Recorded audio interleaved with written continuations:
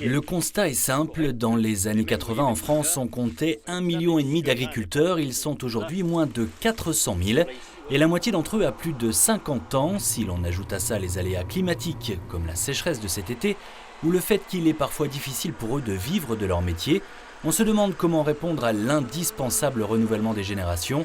Et bien des établissements comme le lycée agricole et forestier de Mirecourt y travaillent avec des filières qui attirent de plus en plus de jeunes chaque année. Le ministre nous alerte sur ce renouvellement des générations, donc nous y travaillons.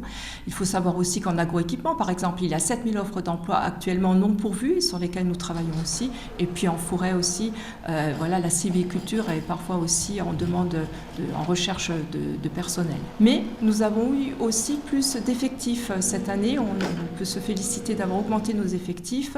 Peut-être aussi parce que nous abordons des questions sociétales comme le climat, l'alimentation, l'agroécologie qui touchent tout le monde. Le lycée compte 385 élèves aujourd'hui, soit 15 de plus que l'année passée.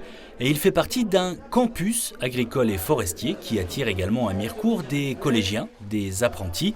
Campus qui propose aussi des formations professionnelles pour adultes, profite d'un grand domaine forestier pour certains travaux pratiques et pour d'autres s'appuie sur une ferme pédagogique. Un enseignement des plus concrets qui n'attire plus seulement les enfants d'agriculteurs. Elena, par exemple, a découvert le métier un peu par hasard pendant son stage de 3e dans une exploitation située près de chez elle. Depuis que je suis petite, j'ai toujours aimé les animaux. Ça a toujours été ma passion. Je ne savais pas trop quoi faire quand j'étais en 3e. J'hésitais entre soit devenir vétérinaire ou alors faire esthéticienne. Et depuis que je suis allée en stage à la ferme, j'ai craqué. C'est devenu quelque chose qui m'intéresse beaucoup. Dès le premier jour, j'ai vraiment adoré. Alors depuis, c'est ça que je vais faire. On parle de passion à ce niveau-là ? Oui.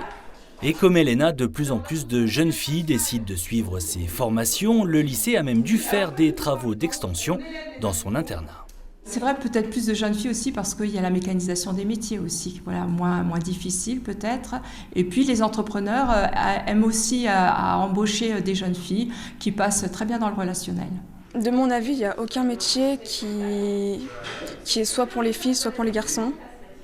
Si les filles veulent devenir gendarmes, elles le font, c'est leur choix. C'est pas les autres de décider ce qu'elles veulent faire. Et c'est pareil pour l'agriculture. Exact.